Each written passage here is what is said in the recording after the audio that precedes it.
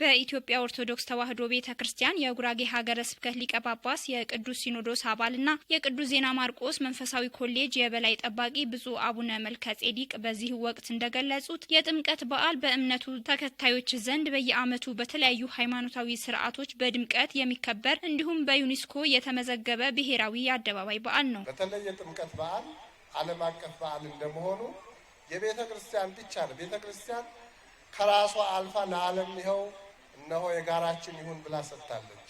ለዚህም ነው የዓለም ቱሪስቶች የሚመጡ። የህዝብ በዓል ነው። የእስላሙም ነው፣ የካቶሊኩም ነው፣ የፕሮቴስታንቱም ነው፣ የኦርቶዶክሱም ነው፣ የኢትዮጵያውያን ነው። የጥምቀት በዓል መላው የሰው ልጅ የዕዳ ደብዳቤው ተቀዶለት ነፃ የወጣበትና ሚስጥር የተገለጸበት ዕለት መሆኑን ጠቁመው ህዝበ ክርስቲያኑን በዓሉ ሲያከብር ከተንኮልና ከክፉ ስራዎች በመራቅ ለልማት ለሰላምና ለጽድቅ ስራ መትጋት እንደሚጠበቅበትም አሳስበዋል። እውነተኛ እንሁን፣ ፍቅር ይኑረን፣ ሰላም ይኑረን።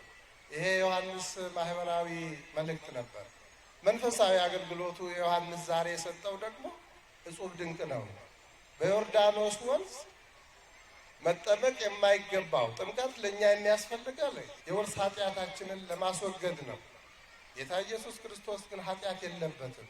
ከኃጢአት በስተቀር ሰው የሆነውን ሁሉ ሰው መሆኑን ለማሳወቅ አድርጓል። የጉራጌ ዞን ዋና አስተዳዳሪ አቶ ላጫ ጋሩማ በበኩላቸው በቤተ እምነቶችና በማህበረሰቡ መካከል ያለውን መልካም ግንኙነትና አንድነት አጠናክሮ ማስቀጠል ይገባል ብለዋል። ኢትዮጵያውያን እርስ በርስ የሚያራርቁን የሚያጋጭኑና የሚያላዩን የቀድሞ መጥፎ ትርክቶችን ለአንዴና ለመጨረሻ ጊዜ በይቅርታ ዘግተን የአንድነት የአብሮነት ወንድማማችነትና እህትማማችነትን እና የወል ሴቶቻችን በማጠናከር ኃይላችንን እንደ ንስር አድሰን ተከባብረን ከነጠላ ትርክት በመውጣት አሰባሳቢ ገዢ ትርክትን በማጽናት የብልጽግና ጉዞአችን በማፋጠን የኢትዮጵያ ከፍታ የምናረጋግጥበት የህዝቦቻን አንድነት የምናጠናክርበትን ጭምር መሆን አለበት። የጥምቀት በዓል በመላው ኢትዮጵያውያን ዘንድ በድምቀት የሚከበር በዓል መሆኑን ገልጸው በተለይም ሰላም የሁሉ ነገር መሰረት በመሆኑ ለአካባቢያችንና ለሀገራችን ሰላም በጋራ መቆም እንደሚገባ ማስገንዝበዋል። በዓሉን ስናከብር የተቸገሩትን በመርዳትና የታመሙት ወገኖችን በማሰብ ሊሆን ይገባል ሲሉም አቶ ላጫ አሳስበዋል። የወልቂጤ ከተማ ከንቲባ አቶ ሙራድ ከድር ጥምቀት በኢትዮጵያ ኦርቶዶክስ ተዋሕዶ ቤተክርስቲያን ዘንድ በድምቀት የሚከበርና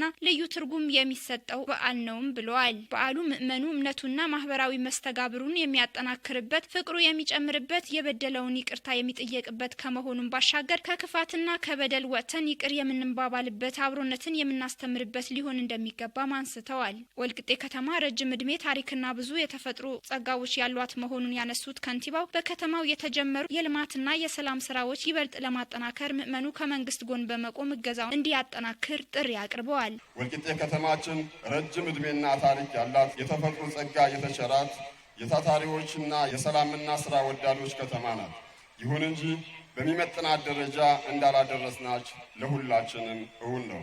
በመሆኑም ከትላንትና ጉለቶቻችን በመማር በመደማመጥና በመቀናጀት የህዝባችንና የከተማችን የነገ ዕጣ ፈንታ ላይ በምንወስናቸው ጉዳዮች በተገቢው በማጤንና ከመንግስት ጎን በመቆም የጀመርነውን የብልጽግና ተምሳሌት የስበት ከተማ የማድረግ ጉዞአችን ላይ አስፈላጊውን ድጋፋችሁ ላፍታም እንዳይለየን። የበዓሉ ታዳሚዎች በሰጡት አስተያየት በዓሉ በተለያዩ ሃይማኖታዊ ስርዓቶች በድምቀት በሰላም ማክበር በመቻላቸው መደሰታቸውንም ተናግረዋል። በጣም ደስ የሚል በዓል ነው። በሰላም በፍቅር በአንድነት በሰላም አክብረነዋል። ያን ታቦቱ ህጉ በስርዓቱ ወጥቶ በስርዓቱ ገባ። አለምንም ችግር ደግሞ ዛሬ የገብርኤልም የአርሴምዬም ይወጣል ይገባል። በጣም ደስ የሚል ነው። ጥምቀት እንደነገርኩሽ የተለየ በዓል ነው። በዓሉ የሰላም የፍቅር የአብሮነት መሆኑን አንስተው ስለሆነም ህዝበ ክርስቲያኑን በዓሉ ሲያከብር አቅመ ደካሞችን በመርዳትና በማገዝ ሊሆን ይገባል ሲሉም ገልጸዋል።